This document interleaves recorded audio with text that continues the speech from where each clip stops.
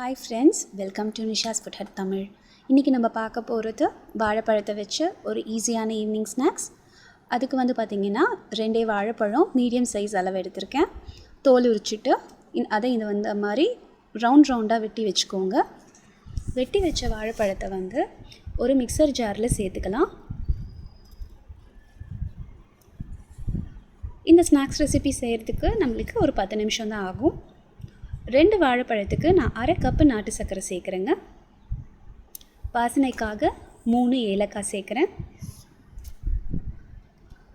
2 pinch அளவு baking soda சேர்க்குறேங்க. ஆப்ப சோடாவும் சேர்க்கலாம். சாஃப்டாக வர்றதுக்காக சேர்க்குறோம். 1 ஸ்பூன் அளவு நெய் சேர்க்குறேன். இப்போது நம்ம சேர்த்துருக்க எல்லா பொருளையுமே வந்து நல்லா மைய அரைச்சி எடுத்துக்கலாங்க. வாழைப்பழத்தோட கட்டி எதுவுமே இல்லாமல் நல்லா ஸ்மூத்தாக அரைச்சிக்கோங்க. இந்த மாதிரி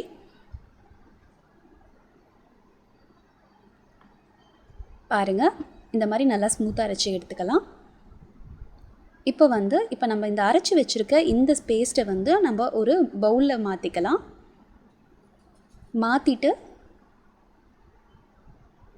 இப்போ நான் 1 கப் அளவு கோதுமை மாவு எடுத்திருக்கேன். நம்மளுக்கு வேணும்னா நம்ம மைதா மாவும் இதே அளவு சேர்த்துக்கலாம். இப்போது நம்ம இந்த பேஸ்ட்டோடு நல்லா இந்த கோதுமை மாவை மிக்ஸ் பண்ணி வைக்க போகிறோம். தண்ணி எதுவுமே சேர்க்க வேணாங்க. நல்லா இந்த மாதிரி நல்லா பிசைஞ்சு எடுத்துக்கோங்க. இப்போ பாருங்கள், நல்லா நம்ம பிசைஞ்சாச்சு.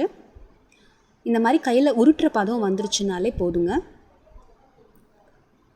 இப்போ பார்த்திங்கன்னா இந்த மாவுலேருந்து எலுமிச்சங்காய் அளவு நான் பால்ஸ் உருட்டிக்க போகிறேன். எந்த கிராக்கும் இல்லாமல் இந்த மாதிரி உருட்டி எடுத்துக்கோங்க. இப்போ எண்ணெய் பார்த்திங்கன்னா மீடியம் ஃப்ளேமில் வச்சுருக்கேங்க. மீடியம் ஃப்ளேமில் வச்சே குக் பண்ணுங்கள். ஏன்னா மாவெல்லாம் நல்லா வெந்து வரணும். கொஞ்சம் தள்ளி இந்த மாதிரி இந்த வாழைப்பழ பால்ஸ் எல்லாமே சேர்த்துக்கலாம். சேர்த்துட்டு பபிள்ஸ் அடங்குற வரைக்கும் நம்ம பொரிக்க போகிறோம். இப்போ பாருங்கள், நல்லா கலரும் வந்திருக்கு, வெந்தும் வந்திருக்கு. இதை எல்லாத்தையுமே நம்ம இந்த மாதிரி எண்ணெயிலிருந்து வடித்து எடுத்துடலாம். இந்த ஸ்நாக்ஸ் எண்ணெய் அந்த அளவுக்கு அப்சார்ப் பண்ணாது. ஏன்னா நம்ம கோதுமை மாவு தான் சேர்த்துருக்கோம், அரிசி மாவு எதுவும் சேர்க்கலை.